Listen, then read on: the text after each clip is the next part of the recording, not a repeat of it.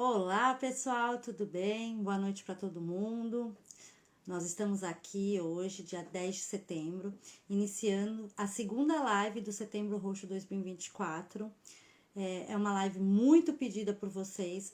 Nós já fizemos uma live sobre PTI infantil no começo do ano e agora a gente vai repetir a PTI infantil, mas claro, cada live é diferente, cada live é única, cada hematologista pediátrico é único.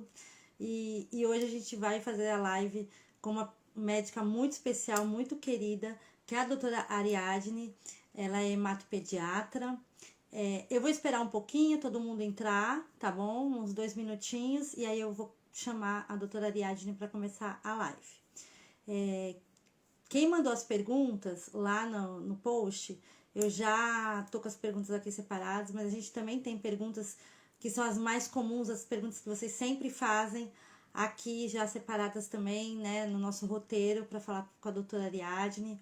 E eu peço que se alguém quiser mandar uma pergunta durante a live, não mande um texto desse tamanho, a gente não consegue ler, porque passa muito rápido.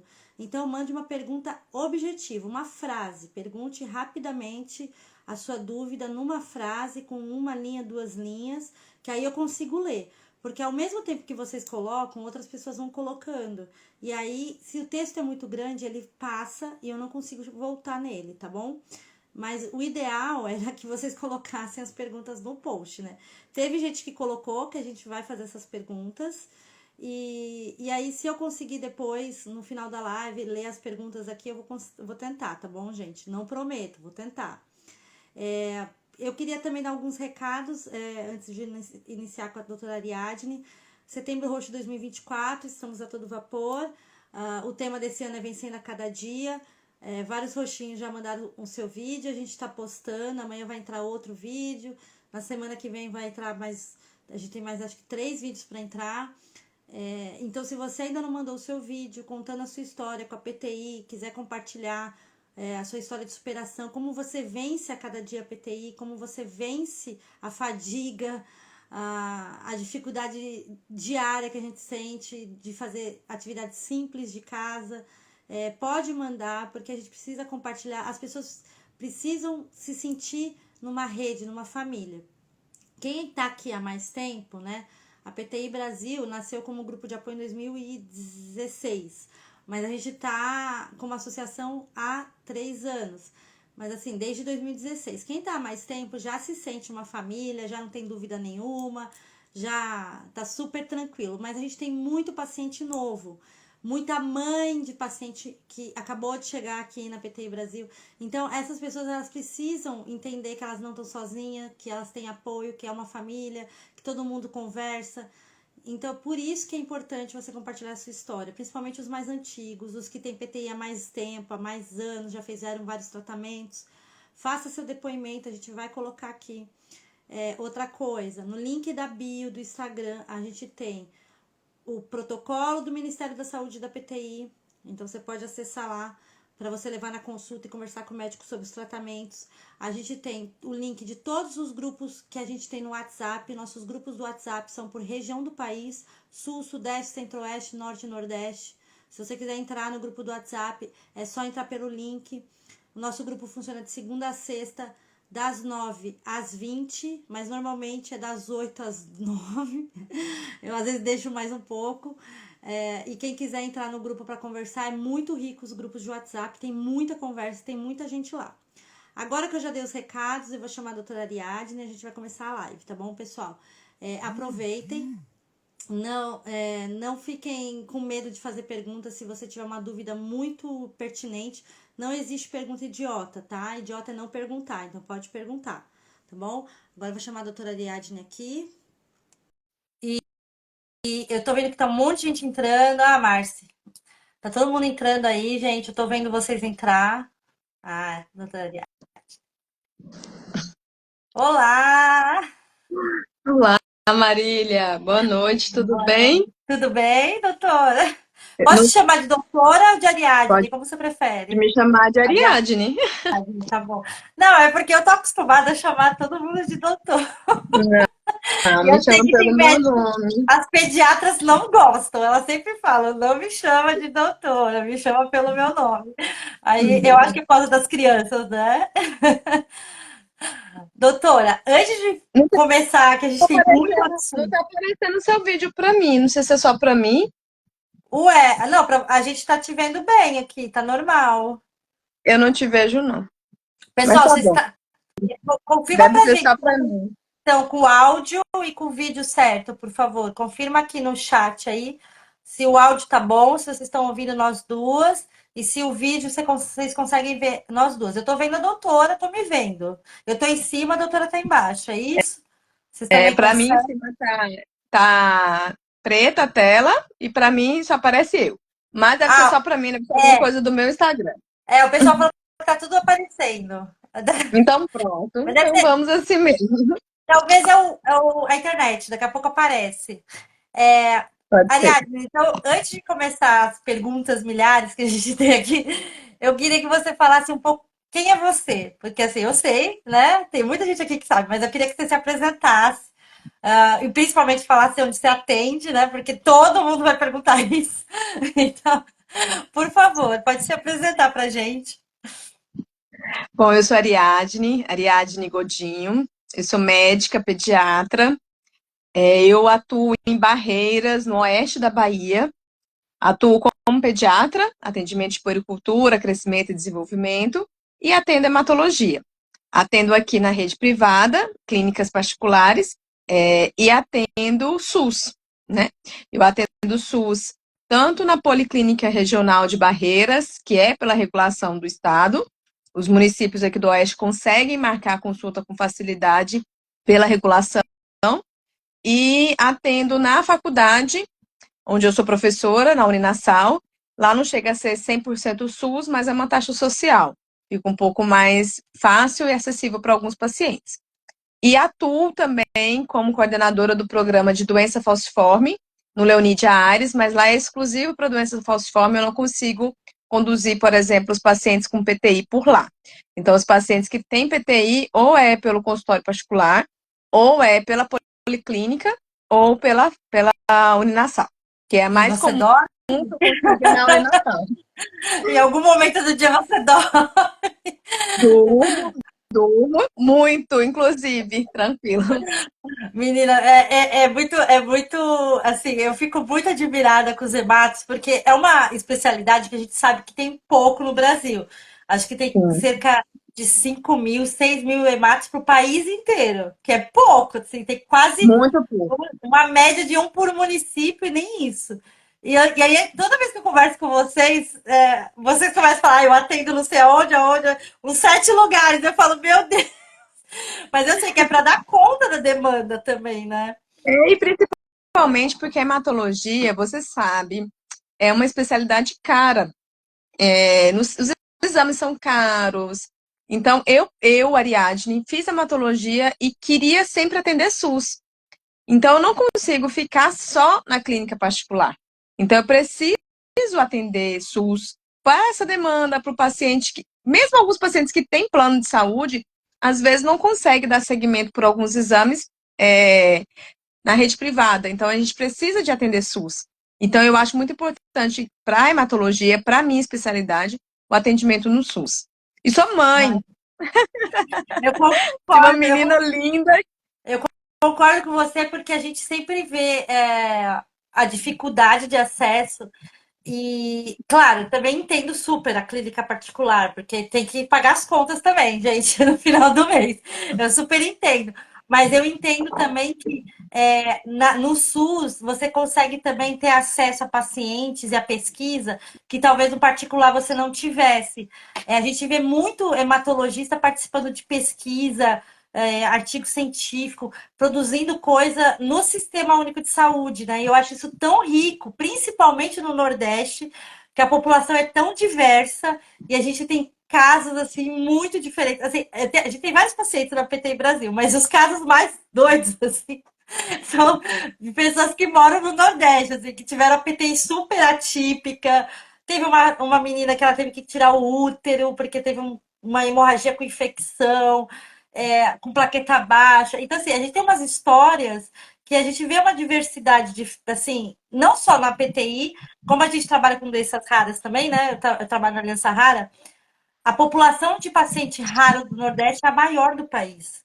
E por E isso conta. vem da nossa ancestralidade, né? Exatamente. Então, assim, eu acho incrível.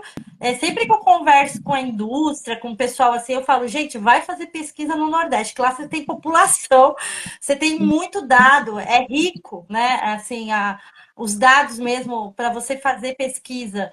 E eu acho que, infelizmente, a gente sabe que tem um movimento migratório de médicos para o Sudeste, que eu não sou a favor, assim, eu acho que eu acho muito louvável quem vem, faz faculdade no Sudeste e volta para atender, sabe, na sua região, porque a gente precisa espalhar, sabe? Que nem no Acre. A gente tem um hematologista no RQ, sabe, no Acre. É muito, assim, no CRM do Acre, assim, muito, assim, discrepante, né? Aqui em Barreiras nós somos 3 hematologistas. Quando eu voltei para. Eu sou do norte, falando um pouquinho da pessoa Ah, Ariadne. Eu sou do norte, eu sou do Tocantins.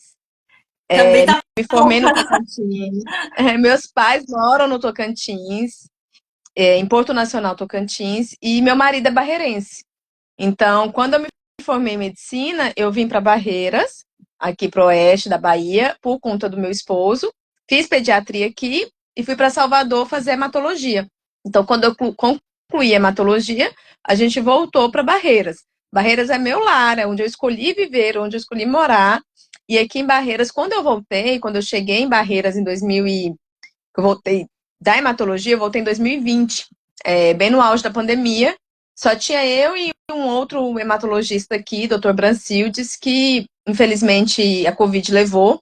Então ficou só eu de Nossa, hematologista. no meio E da eu, pandemia. no meio da pandemia, e eu fiquei sozinha e comecei nessa época a atender alguns pacientes adultos. Eu tenho uns pacientes adultos que não cortaram o cordão umbilical ainda, que ainda acompanham comigo, mesmo já tendo 2 hematologistas aqui em Barreiras, que é a doutora Maísa Coité, que atende na clínica Amo e atende na clínica na Uninasal também. E tem a doutora Mara Regina, que atende em Luiz Eduardo Magalhães, que é aqui do lado. E tem uma doutora chamada Josiane, que atende na Cotef. Então, nós somos as 4 hematologistas aqui. Mas de hemato-pediatra, só tem eu. E eu fico com essa responsabilidade e atendo alguns adultos jovens também. No programa de doença falciforme, eu atendo de mamana caducando. Eu brinco falando que eu atendo todo mundo. Mas no meu consultório e no SUS, na policlínica e na Uninasal, eu só atendo até adultos jovens. Mas Barreiras, só para localizar eu que não sei, quem não sabe, fica perto da divisa já do oeste da Bahia. Ou fica no Barreiras meio? é oeste Bahia. Sim, mas. Não, Barreiras é oeste da Bahia. A gente faz divisa com Brasília, Ah, tá. Goiás, Tocantins, Então, Piauí. então daqui a pouco você vai estar atendendo o pessoal. Eu atendo muita gente do Piauí. Eu atendo muita gente de corrente do Piauí, atendo muita gente aqui. Ah, legal. Bom, vamos começar com a pergunta clássica, assim, das nossas lives de PTI infantil, que é o que seria a PTI e o que seria a PTI infantil? Porque a gente sabe que os tratamentos são certamente similares, mas a PTI infantil ela é um pouco diferente da PTI adulta crônica, né? Apesar de que ela pode cronificar, mas eu queria que você explicasse essa diferença para, principalmente para as mães roxinhas que estão aqui. A PTI, é difícil falar isso para você, Marília, você sabe mais de PTI que eu. Não, Mas a PTI, ela é uma doença autoimune, ela é rara, né? Por isso que ela entra no hall das doenças raras. E ela é qualquer situação em que a plaqueta está abaixo de 100 mil. Ou, melhor dizendo, abaixo do valor de referência. O ideal, quando a gente olha para o hemograma, que a gente vê ali, o hemograma ele é dividido em 3 partes, né? A gente fala que a primeira parte do hemograma é a parte que a gente vê o eritrograma, a parte que a gente vê a anemia. A segunda parte do hemograma é a parte que a gente vê imunidade. E a terceira parte do hemograma é a parte que a gente vê plaqueta. O valor de referência normal da plaqueta é de 150 a 500 mil. Quando a plaqueta está abaixo de 150 mil, a gente já tem que ligar o alerta, tá? Então, a gente considera PTI quando o paciente tem a contagem plaquetária abaixo de 150 mil, prioritariamente abaixo de 100 mil, em que não tem uma outra causa. Não tem anemia, não tem leucopenia. Então, eu falo isso para sempre, até para os meus alunos. Se tem PTI, anemia e plaquetopenia, não é PTI. Se tem anemia, não é PTI. Se tem leucopenia, não é PTI. Para ser PTI, tem que ser exclusivamente alteração na contagem de plaquetas. E uma coisa que a gente fala muito para os pais é que a PTI, a quantidade de plaquetas está reduzida, mas a qualidade da plaqueta é boa. Então, é difícil, mas não é impossível, mas é difícil um paciente com PTI sangrar. O sangramento vai envolver aquelas PTIs mais graves, com a contagem plaquetária muito baixa.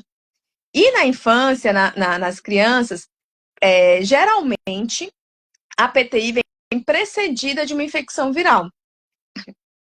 Então, para ficar mais fácil, apesar de ser leigo que eu vou falar, é como se o paciente tivesse uma virose qualquer, dengue, covid, gripe, e essa infecção viral, o sistema imunológico, ao invés de combater só o vírus, fica doido e combate a plaqueta, destrói a própria plaqueta do indivíduo. Então, é uma resposta imunológica. E também pode acontecer em resposta a vacinas. Então, quando o paciente faz a imunização que precisa ser feita na primeira infância, ele pode desencadear a PTI como resposta vacinal. Em adolescentes, crianças maiores e adolescentes, a gente pode também ter uma PTI secundária ao H. pylori da gastrite. Então, o paciente pode ter uma H. pylori, uma infecção por H. pylori e também vir a desenvolver PTI. Então, faz parte dos nossos exames de investigação no adolescente, uma endoscopia digestiva alta também, até porque para diagnóstico de PTI, a gente precisa excluir todas as outras causas de plaquetopenia. Eu acho engraçado, porque o Brasil, a gente não tem no protocolo ainda a biópsia, né, de H. pylori. A gente tem a recomendação, claro, que nem você que é professora, de quem sabe, mas assim, no protocolo não tem. Aí você vai ver o protocolo do Japão, tá no protocolo. No Japão, só confirma a PTI depois de fazer teste de H. pylori, porque eles comem muita comida crua no Japão. E meio que é uma bactéria comum, né? No Japão, H. pylori acaba sendo bem comum. E tá no protocolo deles ali. E se você não fizer, não confirma diagnóstico lá. E eu acho engraçado que a gente come, assim, em São Paulo não, porque São Paulo é uma cidade metropolitana. Mas a gente tá num país de litoral e de rios. A gente come muito peixe. É um país que consome muito peixe e consome muito hortaliça. O brasileiro consome salada, hortaliças no geral. A gente tem esse hábito. Então, a chance de ter H. pylori também é boa no Brasil, não é baixa, né? Como assim, na Noruega, que nem pensa nessa possibilidade. E eu acho engraçado, doutora, que não tem, né? Não tem o nosso protocolo aqui, não criticando quem fez, eu não fiz parte da comissão de quem fez o protocolo, mas algumas falhas, né, no protocolo, algumas medicações que já poderiam fazer parte do protocolo e não fazem, mas isso vai mudar, isso vai evoluindo, vai progredindo. Estamos na luta. E isso é a importância de associações como a ONG da PTI. É uma ONG, né? Posso considerar a PTI como uma ONG. É uma ONG. Então, a PTI Brasil, uma ONG como essa, nessa grandiosidade que é de envolver pacientes, envolver médicos, que faz com que esses protocolos mudem. Porque se o paciente não domina a sua doença, ele acaba que é conduzido, né? E o paciente de doença rara, ele tem que entender das doenças. Eu falo muito isso, comparando, né? Assim, eu não posso deixar de comparar com a doença falciforme, que é uma doença grave, também uma doença rara, e que o paciente precisa, não é tão raro, mas precisa dominar a sua doença. Porque são as doenças hematológicas, é, são negligenciadas. Sim. Negligenciadas tanto pela falta de conhecimento técnico, né? Tanto dos hematologistas quanto de colegas clínicos. Você vai falar de uma doença hematológica benigna, comum, que faz parte do teste do pezinho, como deficiência de G6PD. Tem colega que não Não sabe o que é. sabe o que é. E é uma coisa simples, tratável, resolvível, Exato. disponível o exame, né? É um exame Sim. disponível. E infelizmente a gente vê assim que não a gente conhece algumas hematos, inclusive, que focam muito no G6PD, né? Fazem bastante material, conteúdo para informar mesmo os colegas. Sim. Não é nem o próprio paciente, assim, né? E é isso. E na infância, na primeira infância, a PTI, ela acaba que ela é uma doença benigna, né? Ela é autolimitada, na maioria das crianças ela é autolimitada. Na maioria das crianças, ela entra em remissão nos primeiros 6 meses a um ano de acompanhamento. Algumas crianças precisam, sim, em diagnóstico, fazer imunoglobulina ou corticoide, mas depende muito da contagem plaquetária. E então ela acaba que entra em remissão com muita facilidade. E é isso que eu pego no pé, às vezes, dos meus pacientes, das minhas crianças, que não é porque entrou em remissão que tem que esquecer que tem PTI. Não é porque Não, entrou em remissão que tem que esquecer que dá hematologista, né?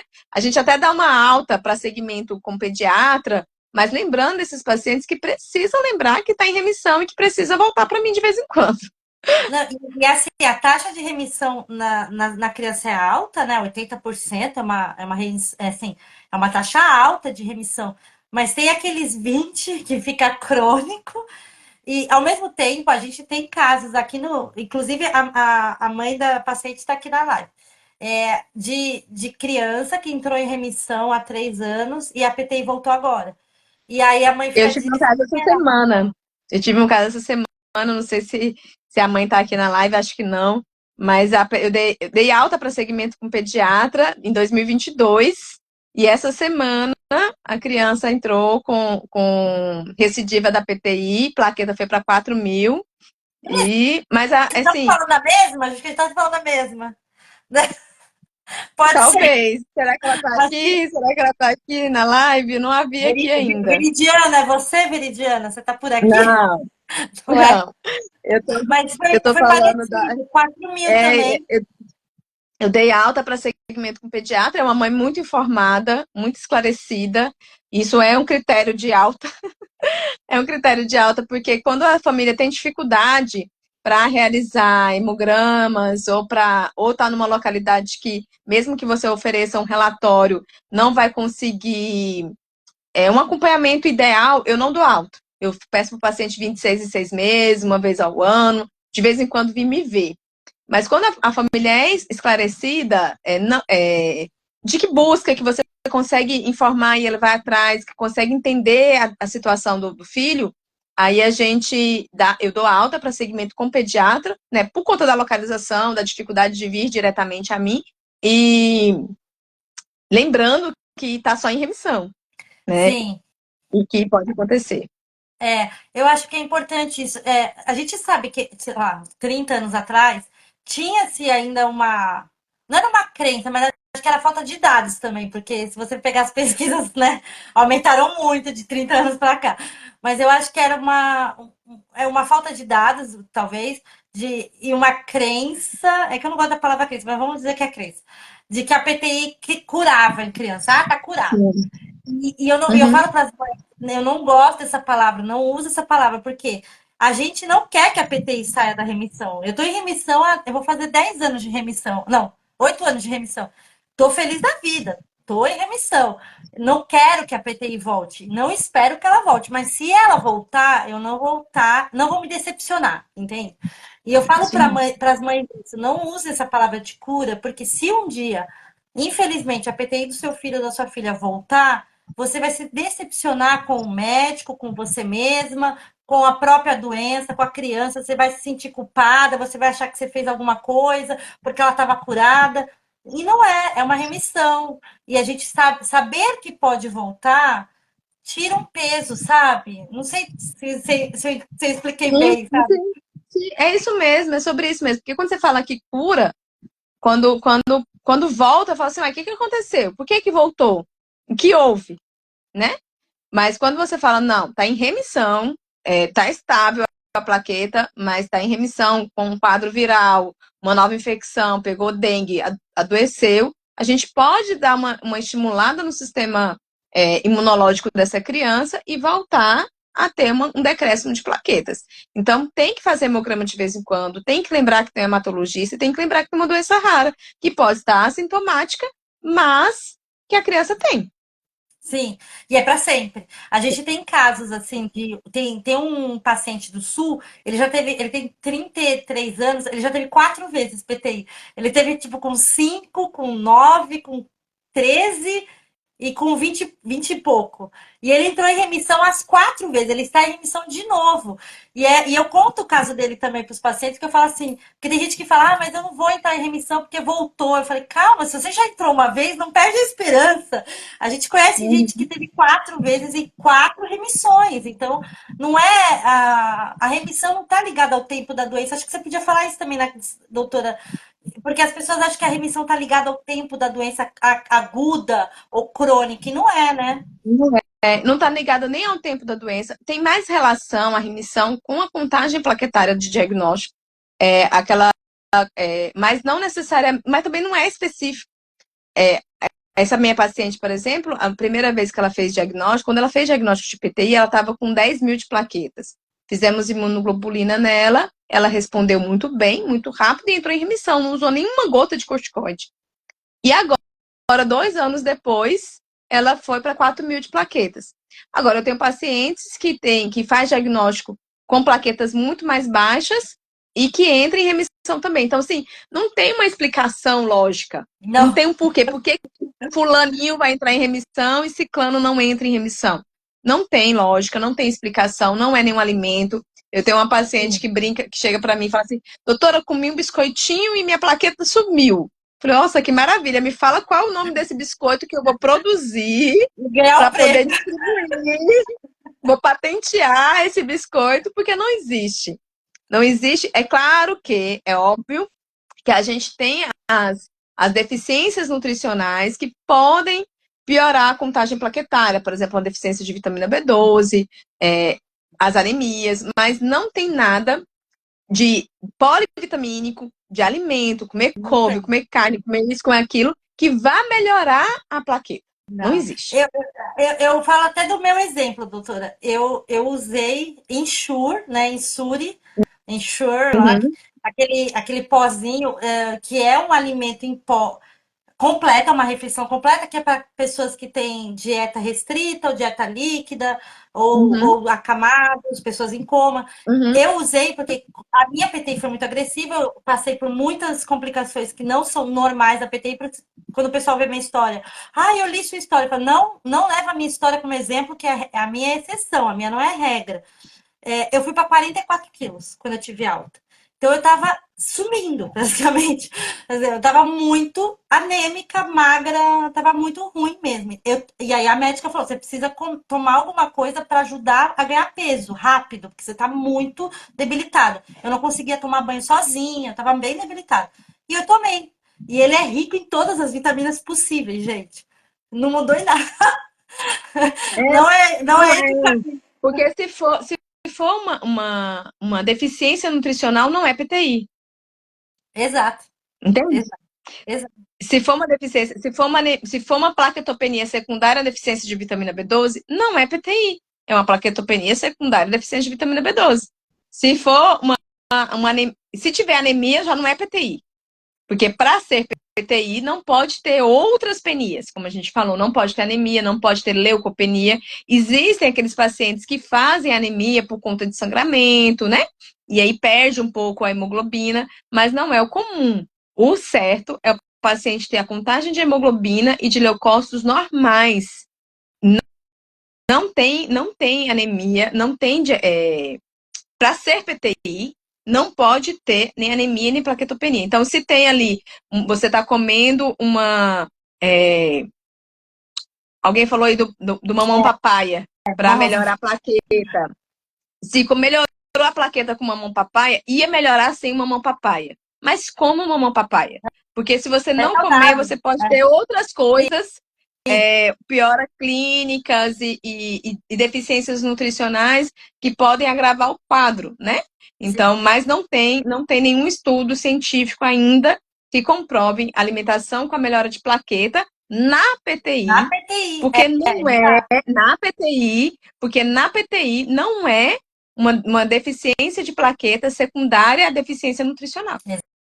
Exatamente. Eu acho importante isso que você falou, porque eu falo para os pacientes, não é questão de alimento também, porque você produz um anticorpo. O alimento não vai fazer você parar de produzir um anticorpo que destrói sua plaqueta. Então, Exatamente. coma saudável, pode comer mamão papaya, pode comer graviola, pode comer Coma inhame, né? Já tudo. tem tudo, pode. Ora pronobis, tudo bem. Quer fazer bife de ora pronobis, tudo bem. Mas não é isso que vai resolver as plaquetas da sua PTI, porque é o seu sistema imunológico que está atacando. Então, é outro mecanismo. Mas você acha assim, doutora, agora que você falou isso, veio uma dúvida na minha cabeça assim, você acha que algumas PTIs são mal diagnosticadas como PTI e na realidade seria uma deficiência nutricional, e aí quando tem esse incremento alimentar que passa a PTI, seria então, na realidade, uma falta de vitamina? Você acha que pode ser? Ah, pode. Existe, né? Existe essa possibilidade da gente ter uma plaquetopenia secundária às outras coisas, né? Por exemplo, a vitamina B12, ela pode fazer uma deficiência de plaqueta, mas geralmente, quando a gente tem deficiência de vitamina B12, o paciente pode ter junto anemia, o paciente pode ter junto leucopenia, o que a gente chama de pancitopenia, tudo cai. Mas às vezes ele está ali com uma deficiência nutricional, um H. pylori, que diminui a absorção dos nutrientes, e aí pode fazer com que tenha um diagnóstico irreal de Não, PTI, né? E aí, tratando isso. não, é exatamente isso. E eu acho que por isso que eu falo que a importância do hematopediatra. A gente sabe que não é todo lugar do país que tem um hematopediatra, que às vezes é pediatra e Uhum, aí um hemato adulto, né? Tem muita cidade que não uhum. tem, então é um hemato adulto ali na região que atende. E tudo bem, a PTI em si, do adulto para criança, o manejo é parecido. O conhecimento é o mesmo, né, doutora? Não vai mudar Sim, nesse não sentido. muda, não. Mas Não, não é, muda, não. é tão importante que que o pediatra seja hemato ao mesmo tempo, porque ele vai ter essa visão que talvez por exemplo, na minha família, eu tô falando um exemplo. Tem criança na minha família com 4, 5 anos que nunca pediram um hemograma, até hoje. Tem no caso De real, porque pessoa a da minha família. PTI, entendeu? E assim, é uma boa pediatra, não é uma pediatra ruim, é uma pediatra conhecida, de renome e tudo, não é isso. Mas ela não tem esse hábito, porque ela não é uma hematopediatra, então ela não Sim. pede vitamina, ela não pede hemograma, ela avalia clinicamente, né? E eu Uhum. acho, eu acho estranho, eu já falei, olha, eu acho que você tem que levar seu filho para fazer um hemograma.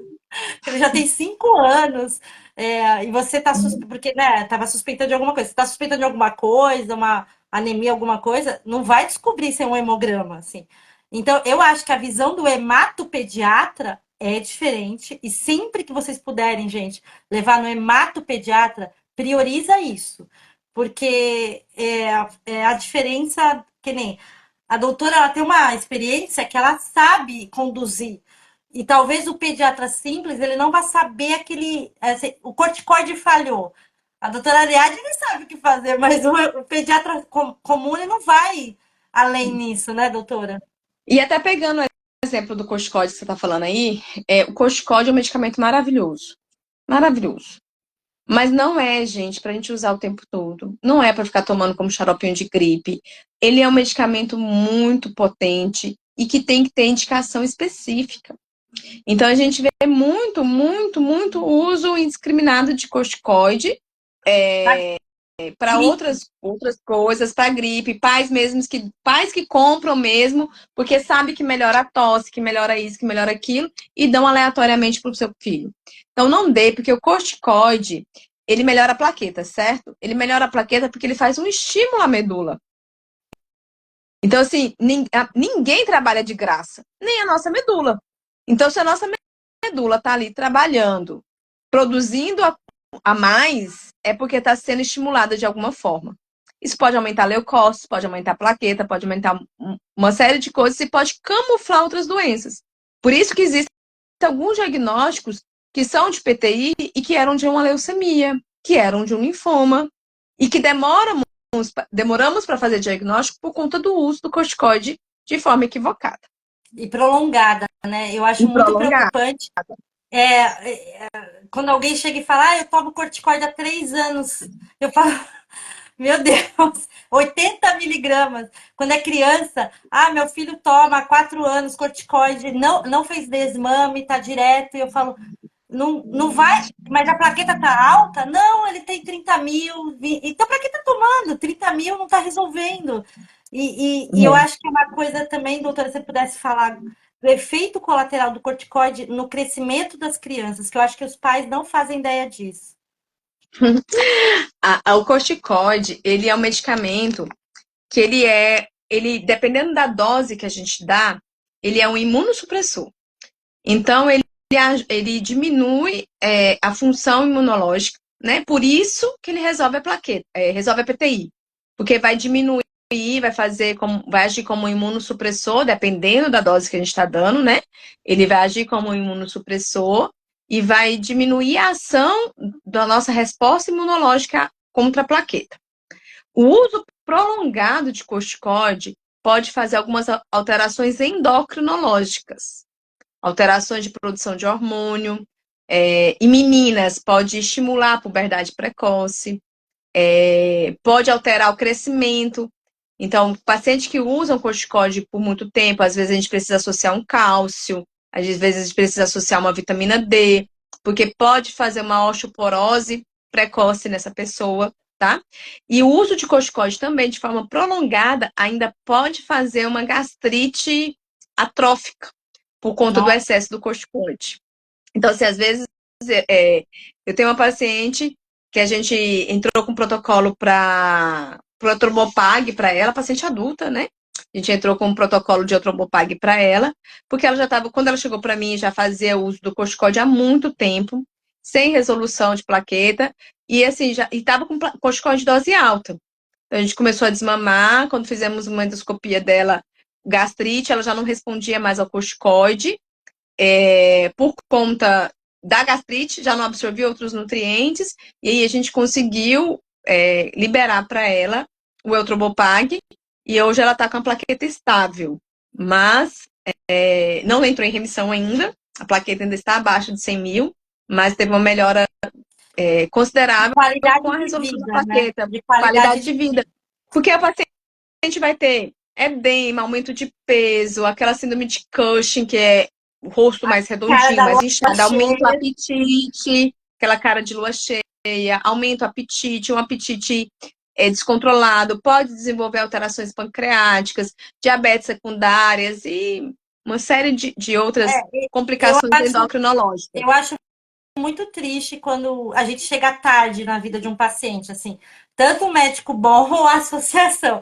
Quando a gente chega tarde, aí eles falam, a mãe fala, ai, meu filho toma corticoide desde os 5 anos, tem 11, tá sofrendo bullying na escola porque ele tá com 90 quilos, e espinha, e a cara de lua cheia, e as pernas que ficam finas, né? Que o corticoide dá aquele corpo, ele afina embaixo e alarga em cima, né? Então a perna fica fina, não desenvolve muito o músculo da perna, dá uma atrofia muscular.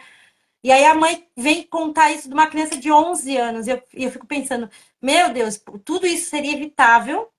É evitável, na realidade, se tivesse Sim, visto o lá atrás acompanhamento, que não né? estava que não estava dando certo a medicação e trocado a medicação. Porque a gente tem opção, e era isso que eu queria te perguntar: quais são as opções para a primeira infância e segunda infância? Porque a gente não tem para a primeira infância como temos para a segunda infância e adolescência, né? Tem mais opção para as crianças maiores, né? A questão do corticoide também, que às vezes o pediatra, quando não é hematologista, que está conduzindo a PTI, tá vendo que está respondendo e fica com medo de tirar e falar assim, vai cair de novo. Então, vou deixar aqui numa dose baixa, mas vou deixar. E não pode deixar para sempre. O corticoide tem que ser um uso limitado por conta de alteração de comportamento, alteração de humor, hipertensão, e tudo isso que a gente falou.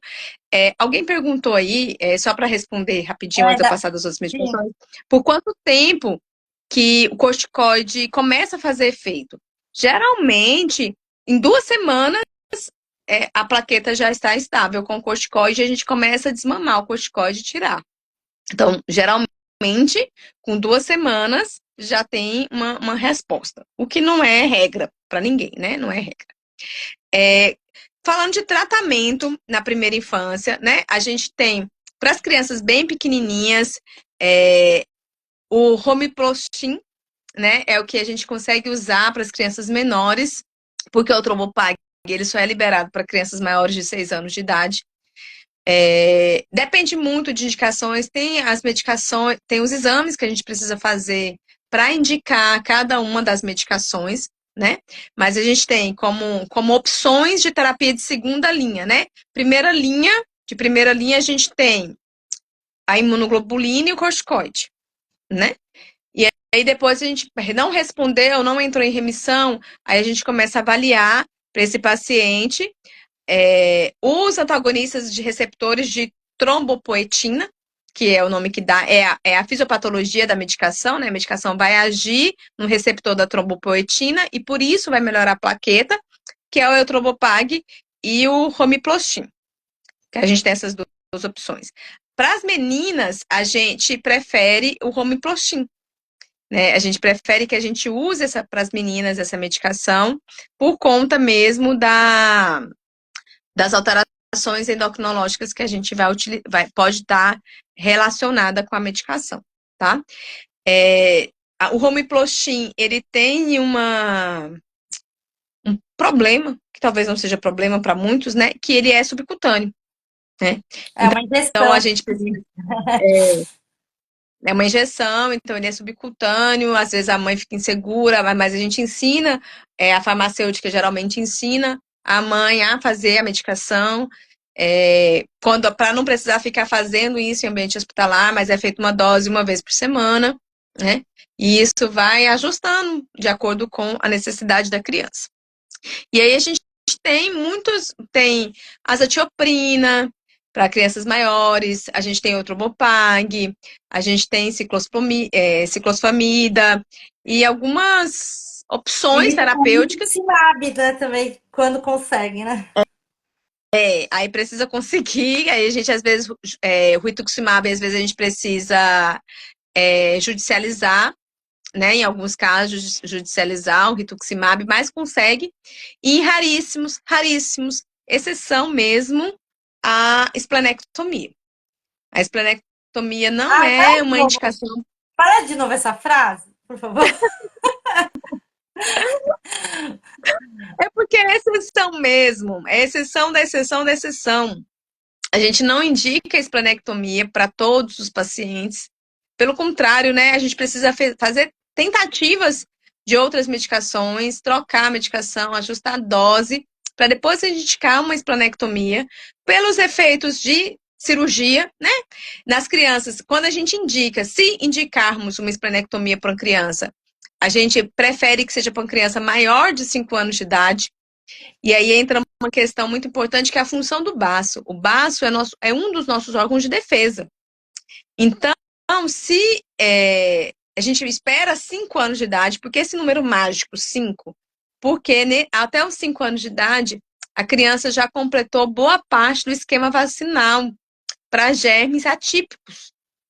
Então, a pneumo 23, a CWY, a VOP, a hemófilos influenza, algumas vacinas que são necessárias para a criança completar, né, fazer um esquema para a gente poder fazer uma esplenectomia nessa criança. Então, a gente indica a esplenectomia para essa criança quando a gente já tentou algumas coisas e não tivemos resposta. E aí a gente pode tentar a esplenectomia. Mas na criança, só depois, preferencialmente, é claro, depois dos 5 anos de idade.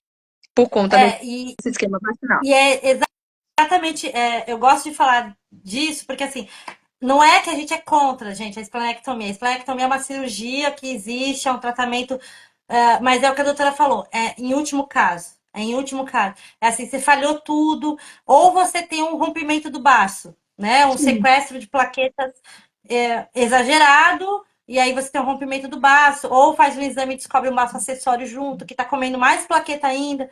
Mas Uhum. é sempre nesses casos de exceção, não é a regra. Antigamente era a regra, mas antigamente não tinha medicamento.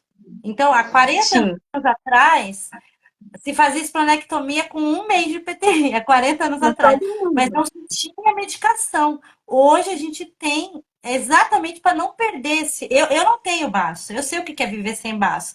Não é um drama, mas existem cuidados pro resto da vida. E fora o risco trombótico. Aumenta o risco de trombose quando você tira seu baço. Aumenta bem o risco de trombose e o risco de Uhum. sepse. Então, assim, Sim. tem que E a saber sepsis isso para está pesar. relacionada exatamente nessas vacinas que a gente precisa fazer para o paciente, para preparar para a cirurgia, se for uma cirurgia eletiva, né? Que a gente vai marcar, que a gente vai combinar uma cirurgia eletiva, a gente marca essas vacinas para que a pessoa faça a vacina antes de fazer a cirurgia, né? Vou completar só uma informação que a gente estava falando antes, que eu esqueci de falar. O Romiploxin não está no protocolo da PTI do Ministério Não. da Saúde, mas ele tem bula no Brasil pela Anvisa desde 2012. Então, assim, se você tem convênio, por exemplo, convênio médico, com a prescrição e o relatório médico, você consegue o Romiploxin. Se você não tem convênio e você está pelo SUS, normalmente tem que entrar com ação judicial, porque hoje ele não está dentro do protocolo. Mas essa realidade vai mudar. A gente está lutando contra isso. E o nosso protocolo, assim, quem está acompanhando há mais tempo aí a PTI Brasil nos últimos meses, a gente teve uma chamada pública do Romiploxin, que a gente escolheu, né? 15 pacientes participaram da chamada pública adulto e 15 da infantil. 15 pais participaram da infantil, conversaram com a Anvisa, conversaram com a Conitec. E aí agora a gente está no aguardo da consulta pública, que está para chegar. Assim, a informação que eu tenho é que em outubro, novembro, a consulta pública vai acontecer. Quando acontecer essa consulta pública, e aí é meu apelo para a doutora, para todo mundo, tem que Todo participar, mundo votar. tem que votar. Porque assim, a Tem que votar. consulta pública, normalmente, eu vou ser muito sincera, normalmente eles fazem a consulta pública contra colocar o medicamento no sistema, por causa do gasto. Eles sempre falam que é por causa do gasto que vai gastar, o que não é verdade, porque esses medicamentos novos, ele é um investimento. Você coloca a pessoa em remissão e ela sai do sistema. Ela deixa de ser um gasto do que uma paciente crônica que está lá tomando corticoide para sempre e aí desenvolve Tomando 30 outras corticóide, doenças. imunoglobulina, quando entra em crise. A imunoglobulina é caríssima. Caríssimo. Então, assim, a Então, gente vai ter essa consulta, a doutora vai tá para chegar, assim. Eu já recebi, assim, para vocês entenderem o trabalho da PTI Brasil, a gente está em contato com a Conitec, né? Eles me ligam, a gente conversou. E, assim, o que eu senti na ligação, que tá meio a meio, sabe? Meio queremos, meio não vamos aprovar, tá meio a meio. Mas é aí que entra os médicos, porque tem que ter a opinião científica com artigo ali de vocês participando. E a gente, como paciente, como pai de paciente, mãe de paciente, participando, porque a gente precisa colocar o Romiploxin no dentro SUS. do Muito, protocolo. assim, no protocolo. Assim, para os adultos também, tudo bem, também. Mas a minha preocupação primordial são as crianças de primeira Menores infância, de porque 6 anos. hoje as menores de 6 anos elas não têm outra opção além da prednisolona e a tioprina não é muito recomendada para essa. Mas não é. Não, não é a melhor opção, né? Aí seria a dapsona, a ciclofosfamida, às vezes dá pra gente entrar com metotrexate, mas aí são coisas também assim, off-label. Off-label e agressivas, né? É. Então, a Agressivas. melhor Então, opção, assim, para criança pequenininha é o corticoide. é É o a melhor. É. Só que a gente não quer também que fique escrava do corticoide. Não Por isso que a gente quer ter a pode. opção. Que é o que eu falo para eles. Quando eles me ligam lá de Brasília, eu já começo a tremer, porque eu olho meu telefone, tá 0,51, eu falo, ai meu Deus, é o Ministério da Saúde. Porque a gente tem esse apelo, né? Eu fico apelando para eles, enche o saco, manda e-mail. E aí eles falam, não, a gente tá pensando. mas qual que é a sua opinião? Como que você se sente em relação a isso? Eu falo, gente, a gente tem que ter opção. Se a gente vai usar ou não é outra coisa. Mas vocês não podem negar a opção para os pacientes, para as crianças principalmente. Vocês têm que deixar isso livre para o médico.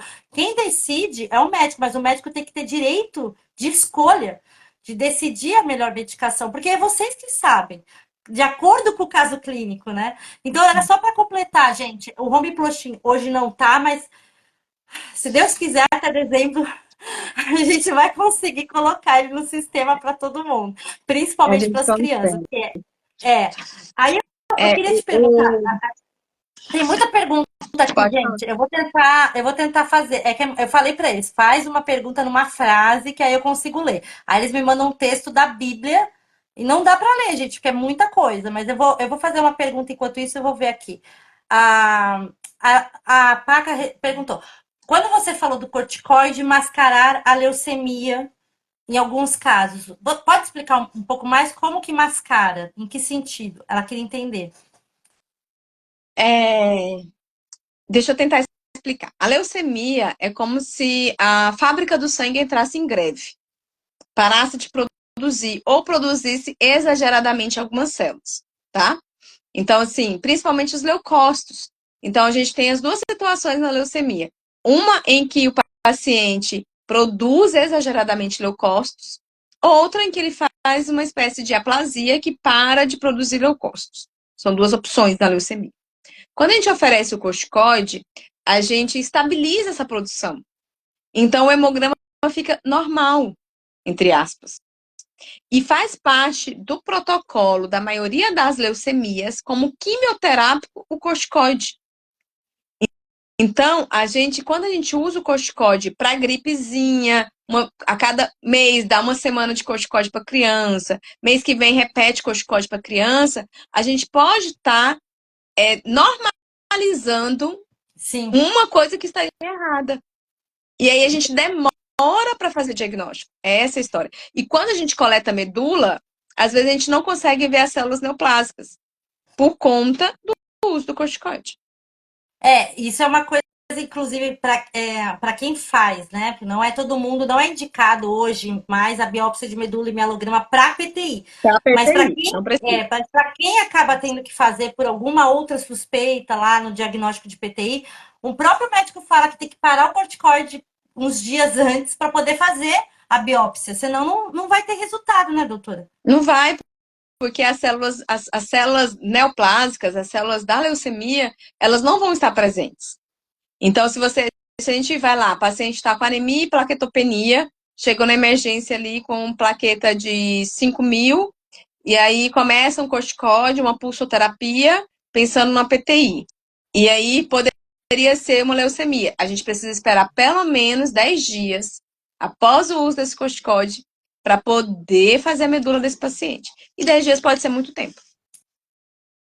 A gente teve um caso aqui recente, foi em junho, de uma paciente que faleceu de uma PTI erroneamente diagnosticada. Era uma leucemia na realidade, ela tinha 17 anos e ela foi tratada como. Assim, ela chegou com dengue, acharam que era dengue, aí falaram que era PTI, e aí começaram um protocolo de PTI com ela. Só que na realidade era leucemia. Quando ela começou a apresentar outros sintomas mais graves, e é o que você falou, foi coisa de 3 semanas, gente, foi muito rápido que a leucemia já estava agressiva. E aí eles foram refazer os exames, não deu tempo, ela acabou falecendo. E aí ela nem teve PTI, na realidade. Ela sempre teve leucemia. É. E nem dengue. Para É. E aí aconteceu. ser PTI, não pode ter autoalteração. E aí, sobre a biópsia de medula e mielograma na PTI, não é mais critério. A gente não precisa fazer mielograma nem biópsia de medula óssea para diagnóstico de PTI. A biópsia de medula óssea a gente usa para suspeição de outras coisas, tá?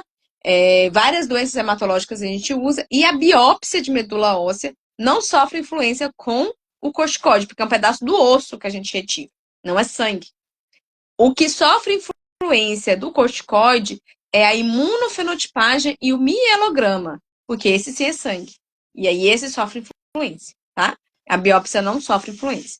E aí a indicação da coleta do mielograma para um paciente com plaquetopenia para descartar a PTI é porque está pensando em outras coisas que precisa descartar as outras coisas para poder pensar e fechar diagnóstico de PTI.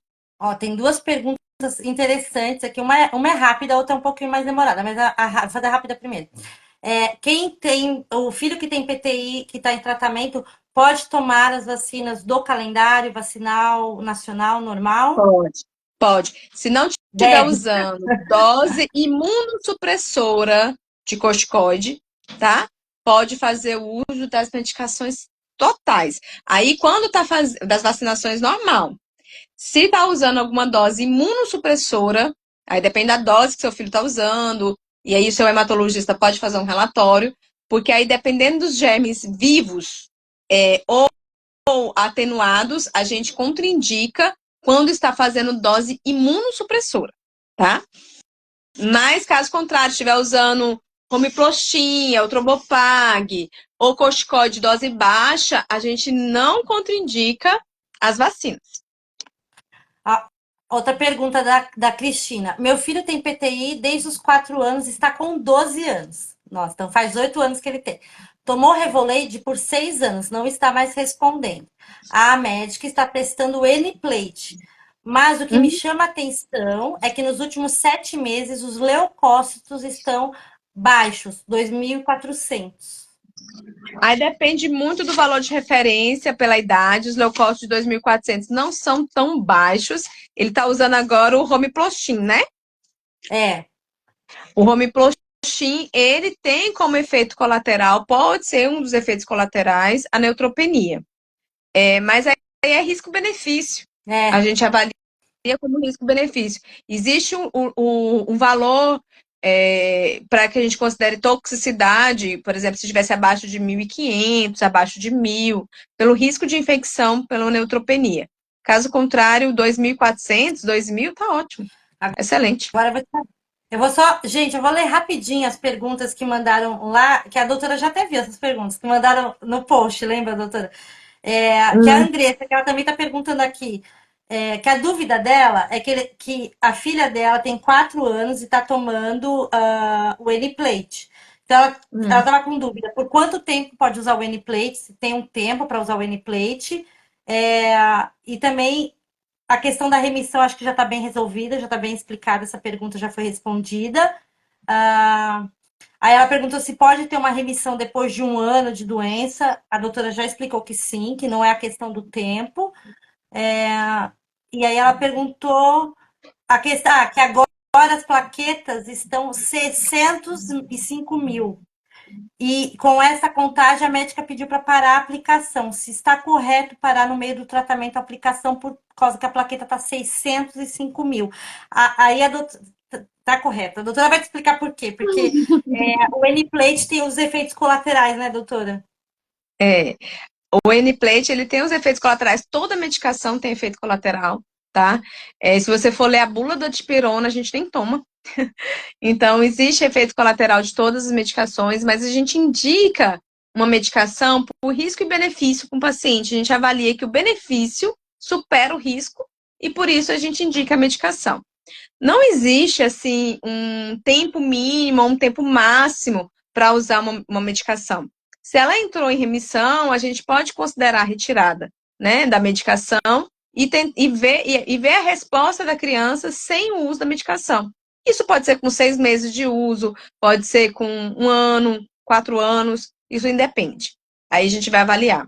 Mas por que que a colega pediu para retirar a medicação por conta da plaquetose? A gente tem duas situações na hematologia. Uma é plaquetopenia e a outra é plaquetose. Nenhuma das duas é boa. A gente não pode estar com a plaqueta nem abaixo do valor de referência, e alguém tinha perguntado anteriormente se os valores de referência para criança e adulto das plaquetas são os mesmos, e sim são, tá? 150 mil a 500 mil. Então, se a plaqueta está acima desse valor de referência, a gente tem risco também desse paciente de evoluir para quadros de tromboses, por exemplo. Então, o ideal é que a gente não tenha nem plaquetopenia e nem plaquetose. E o negócio da remissão, eu lembrei de uma frase que o Dr. Kutter sempre fala lá nos congressos que eu vou, que ele fala assim: a remissão está ligada ao sucesso de um tratamento e não ao tempo de doença, tempo de plaqueta ou qualquer coisa nesse sentido. Ele sempre fala É. isso, é o sucesso de um tratamento. Por quê? Eu tenho uma amiga que ela está em remissão agora, com 60 e poucos anos de idade, acho que ela tem 64. Ela tem PTI desde a infância, ela já fez todos os tratamentos que existem e ela só entrou em remissão agora, com 64 anos, porque agora ela experimentou um novo medicamento e deu certo. E é um medicamento que a gente ainda não tem aqui no Brasil, ela na Europa, mas deu certo para ela e ela entrou em remissão. E aí você pensa, nossa, mas agora com 60 anos, Ah, mas mas funcionou. Então, ela vai viver até os 150, então tá ótimo. ótimo. Então, assim, eu acho que a gente tem que sempre entender isso, porque não desiste, sabe? Se eu tivesse parado no primeiro medicamento ou no segundo, eu não tinha entrado em remissão. Minha remissão só veio depois de muitos tratamentos.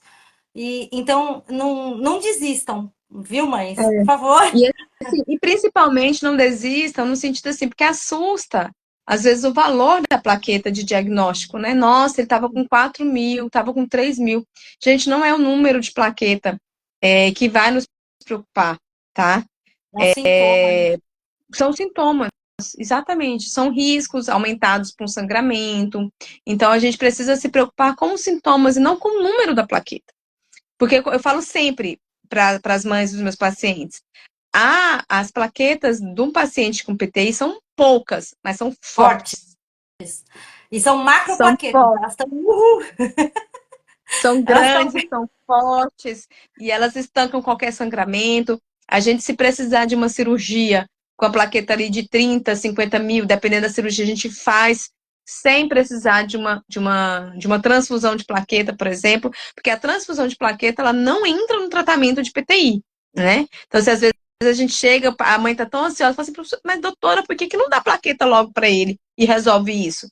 Porque se a gente der plaqueta, a gente vai pôr lenha na fogueira. Ai, E obrigada por falar aí isso, doutora. Porque eu sempre falo isso para os pacientes, eles não me entendem. Então, é a médica que está falando, não sou eu.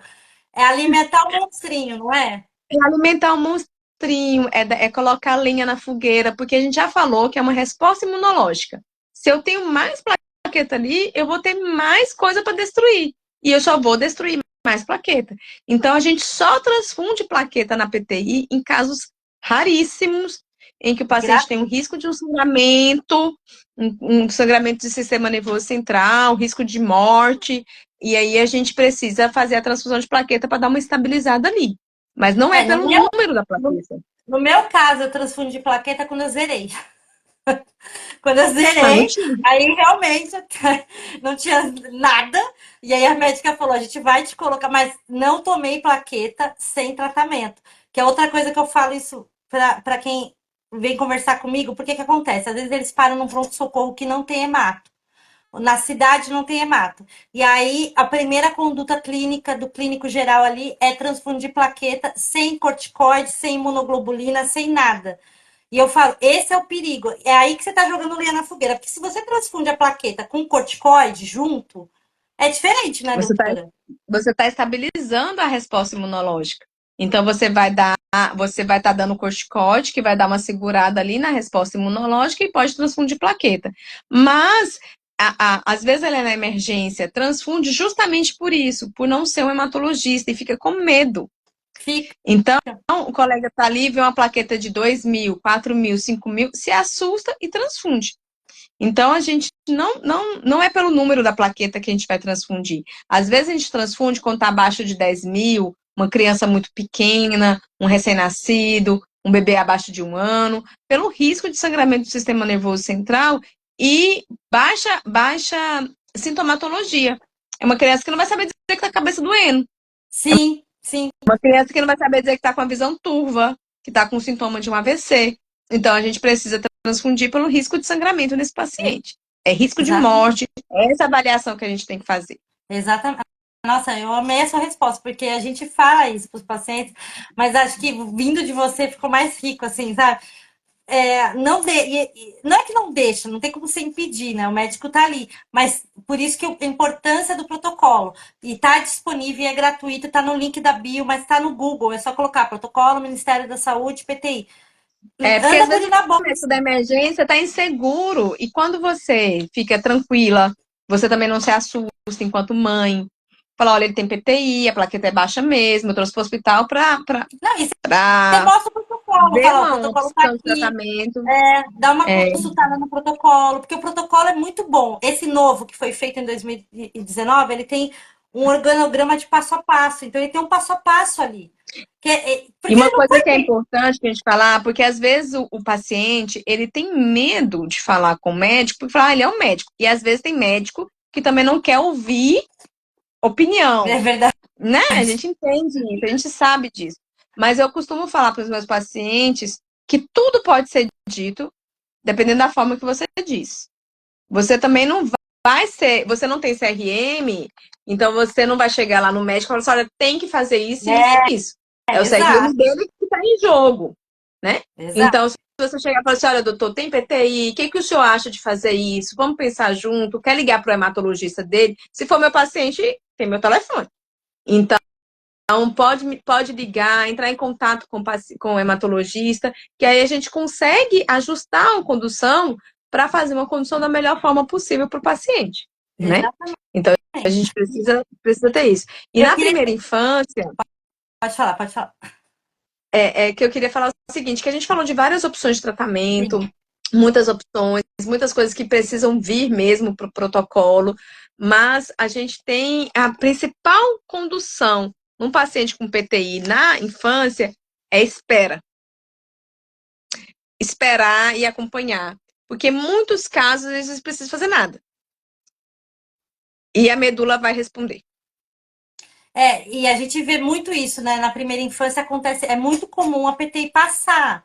Assim, aí você fala, mas ela curou? Não, ela se desativou, ela ativou e se desativou, porque ainda está em desenvolvimento o sistema Sim. imunológico, né, doutora? A remissão completa da PTI, ela pode acontecer em 50% das crianças no primeiro mês. É muito bom esse dado. Dá muita esperança, principalmente para as Uhum. mais novas que estão por aqui. E eu queria te perguntar, a última pergunta, porque a gente já até passou do tempo, gente, mas eu vou continuar só na última pergunta. Em relação à fadiga na criança, porque você acabou de falar, não é toda criança que vai saber verbalizar o que ela está sentindo, mas a gente vê Uhum. muita mãe falando da fadiga da PTI, né, que é um sintoma real, já foi provado, tem uma inflamação, né, tem uma resposta das interleucina 6 quando tem PTI. Então, é uma coisa real, mas o adulto, ele sabe verbalizar a fadiga, ele sabe o que é fadiga, ele acorda, não consegue levantar. A criança, ela tem outra energia e ela não sabe verbalizar esse cansaço, brain fog, né? A névoa cerebral ali, o pensamento perdido, né? A fadiga mental. Como que você lida com a fadiga das crianças com PTI? A gente consegue avaliar a fadiga com perguntas diferentes, né? Então, a gente pergunta como é que tá na escola, tá acompanhando bem, é, como é que tá no dia a dia, é uma criança que chega, que brinca, que come direitinho, uma criança que chega da escola, por exemplo, já joga a mochila pro lado e deita no sofá. E aí eu não tô falando de adolescente, não, porque adolescente tem essa conduta, mas de uma criança que previamente é rígida, não, é ativa, é uma criança que brinca muito, que faz atividade física, mas que aquele dia fala, não tô afim de ir pro balé hoje. Não tô afim de ir pra ginástica, não tô afim de ir pra natação, pro judô, sei lá. Porque pode, tá, gente? Dependendo do número de plaquetas, fazer atividade Sim, física. sim, é verdade. Então, assim, às vezes a criança tem a sua atividade de rotina que faria, ele iria pro inglês, ou pra. Aqui a gente chama de banca, que é o segundo turno da escola. Faria alguma coisa assim, mas não tá disposto. Lá hoje não tô afim. Ele não sabe até expressar. E começa a ter uma queda de rendimento escolar. Então, quando os pais são participativos, os pais que conseguem acompanhar o filho também na vida escolar, a gente consegue ver bem essa mudança. E aí a gente fala, não, é por conta do Tá com PTI. Vamos ver a como é que tá. fadiga. Vamos avaliar aqui se tem alguma coisa a mais pra gente poder ajudar, porque isso é sintoma do PTI. E é engraçado porque o corticoide, ele não. É muito louco, né? Como o nosso corpo funciona. Mas assim, a criança que está em uso de corticoide, às vezes ela não percebe a fadiga, porque o Uhum. corticoide dá aquela segurada. É um anti-inflamatório. Mas, ao mesmo tempo, o humor dela, né? A gente tem uma mãe que contou que o filho dela virou. Ela falou assim: meu filho tá irreconhecível, ele é Viro agressivo agora. tasmania. É, Viro ela falou, ele ficou tasmania. agressivo, ele tá mal educado, ele tá bravo, tudo ele se irrita, ele tem 8 anos, ele não tem mais paciência pra nada, e ele não era assim. E aí eu pergunto, tá tomando corticoide? Porque É. acontece, né? O corticóide dá mudança de humor, o corticóide provoca distúrbio do sono, o corticóide provoca alteração de tolerância à glicose. Então, o corticóide, e assim, é aquela criança que fica um agitado, aquele agitado de uma criança ativa. É um agitado porque não sabe o que fazer. Eu tô aqui, não sei o Nervosa. que que eu vou fazer. E é inquieta, nervosa, inquieta e não é uma ansiedade. É mesmo uma inquietação por conta da medicação. Um efeito colateral da medicação. Eu acho importante a gente falar isso, porque a gente não tá querendo demonizar o corticoide. A doutora acabou de Não, falar, ele é muito bom, ele é eficaz no começo do tratamento. Mas assim, não mantenha seu filho por anos a fio no corticoide, porque esses efeitos colaterais, eles são cumulativos. E aí, quando você for ver, a gente tem pacientes mais antigos que descobriram a PTI nos anos 90, 80, que não tinha opções de tratamento. E aí, o que que é o efeito do corticoide hoje na vida deles? Tiveram que operar a bacia, colocar prótese, porque perderam glaucoma. glaucoma, catarata, diabetes, o rosto, né? Essa parte aqui que não volta mais depois de um certo tempo já inchado. Então fica aquela face redonda, mesmo que a pessoa emagreça. O corpo com as pernas afinadas, né? Porque o corticoide ele afina as pernas. E fora, assim, problema de pele, afina a Uhum. pele em uso prolongado, cai Nas cabelo, adolescentes, as meninas fazem uma síndrome de ovário policístico. ovário policístico, exatamente. Então, todos esses efeitos é de uso prolongado. A gente não está falando dos primeiros seis É. meses da doença ali. É o Você uso está falando de anos. prolongado. E é por Anos isso que de dose alta. a dose é alta. E é por isso que a gente está aqui lutando para ter esse medicamento agora incorporado também. Porque, sim, a gente tem o Etrobopag, mas a gente tem aquela porcentagem de pessoas que não respondem ao Etrobopag, que acontece. E normalmente, né, já saiu estudo científico sobre isso, que existe uma equivalência, talvez por conta de uma pequena alteração de mecanismo ou de absorção, porque um é comprimido, o outro é injeção, mas tem gente que não responde a esse, e não responde a esse, sabe? Tem essa equivalência. Então, se É você não porque na respondeu ao. medicina não existe nada como receita de bolo, né? Não é tudo igual para Não, todo mundo. Seria tão bom se fosse, se mas fosse, infelizmente. não é. Doutora, eu queria te agradecer. Assim, nossa live foi além do tempo, eu sabia que isso ia acontecer. Foi muito rica, foi muito esclarecedora. E eu sempre fico muito feliz quando eu converso com hematos que entendem da doença, que sabem, entendem das nuances da vida com a doença. Porque aquele dia a dia penoso, com criança, é diferente, porque o Uhum. adulto, a gente tem que ir para a vida, né? A gente não tem opção. A criança, ela tem a opção de ficar prostrada. E aí, isso não é bom para nenhuma criança, isso não é bom para a família. É difícil para uma mãe ver uma criança amoada num canto, não querendo brincar, ou sofrendo bullying por conta do sobrepeso, por conta do efeito colateral. Então, são todas essas nuances que o olhar do hematopediatra é diferenciado. Então, eu estou sempre indicando. Eu queria que você falasse novamente, porque agora a gente tem o dobro de pessoas do começo da live. Onde você atende? Como te achar também? Fala o seu arroba, vai estar aqui, claro, marcado, né? A doutora Ariadne é parte do nosso Hemato 10, mas eu queria que você. Inclusive, a Então, assim, blusa linda. a blusa ficou linda, né? Quem quiser indicação, eu sempre falo, você precisa de uma indicação, procura a gente, que a gente tem o cadastro Hemato 10 e a gente sempre indica a gente do nosso cadastro, a doutora tá lá. Então, eu queria que você falasse um pouco como te achar, porque vai ter muita gente querendo te achar. Então, pronto. Eu atendo na clínica chamada Suavita, em Barreiras, Bahia. Eu faço telemedicina para quem precisar de uma consulta online, né? Eu faço telemedicina. Eu atendo nas clínicas Sua Vida, que é particular, atendo o SUS na Policlínica Regional de Barreiras, e aí a Policlínica Regional de Barreiras precisa de regulação, o paciente precisa de um encaminhamento para hematologista pediátrico do seu município, vai na central de marcação ou no posto de saúde, e aí vai marcar a consulta comigo pela Policlínica, e atendo na Uninação em Barreiras, que é na universidade aqui, particular, e lá a gente tem um ambulatório de hematologia pediátrica, não é 100% SUS, mas é uma taxa social, bem mais em conta do que a consulta particular, né? Então, temos essas opções.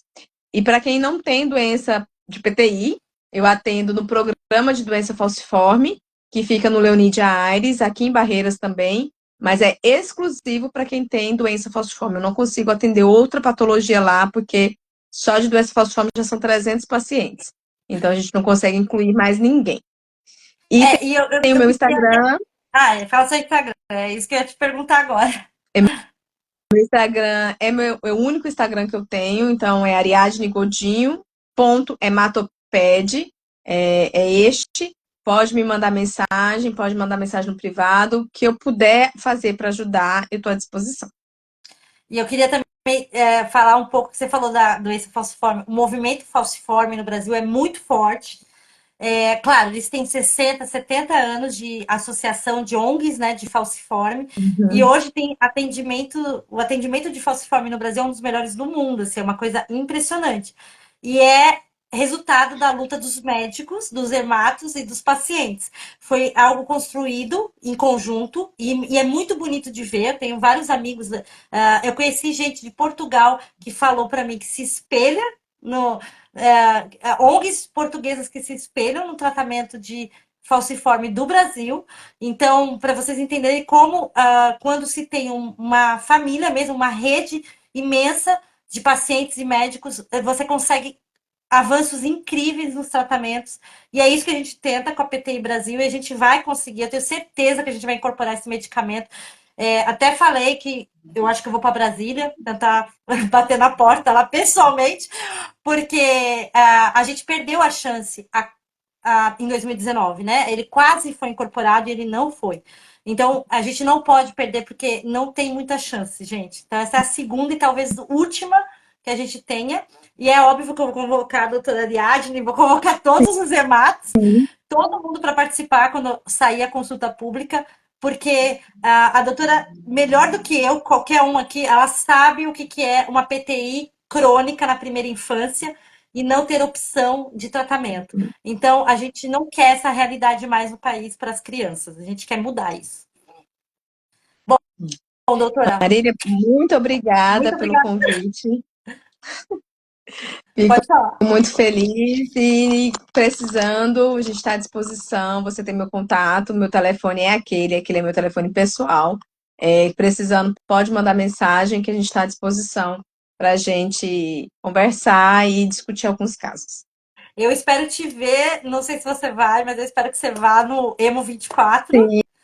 Sim, sim, eu pretendo ir. Estou me organizando para isso. Nós estaremos lá com as nossas cartilhas infantis, então você vai receber em primeira mão lá Violeta, a Violeta. A gente tem agora a Violeta, as outras edições, né? A Violeta no Parque, no consultório, a gente vai lançar, fazer um grande lançamento lá no Emo 24 para os hematologistas. Então, você vai receber das minhas mãos, a gente vai se conhecer excelente. e os pacientes roxinhos, que são da associação, também vão receber, claro, gratuitamente em casa, a gente vai enviar para todo mundo. Então, eu queria te agradecer, doutora, mais uma vez, muito obrigada por fazer parte do Setembro Roxo. A gente faz parte de um Setembro Roxo mundial. Eu já vi aqui na live que tinha um pessoal lá da gringa que passou aqui, eles não entendem nada do que a gente está falando, mas eles passaram para ver. Então, assim, a gente faz uma luta imensa na América Latina mesmo, né? A PTI Brasil hoje representa um pouco a América Latina junto com o Brasil, porque a gente não tem associações nos outros países, só na Argentina. E eu e o Ruben da Argentina, a gente tenta Ajudar paciente que procura a gente de todos os lugares, da Venezuela, do Peru, do Chile. Mas é claro, o Brasil é a nossa maior objetivo e as nossas crianças, principalmente. Então, muito obrigada para você que acompanhou a live, para a doutora. E vamos seguir junto no Setembro Roxo. Vai ter mais coisa, vai ter mais live, vai ter muita coisa. E Tá muito bem, obrigada, Rita? doutora. Eu te vejo mês que vem. Então, Beijo, tchau, tchau, beijo. gente. Tchau, gente.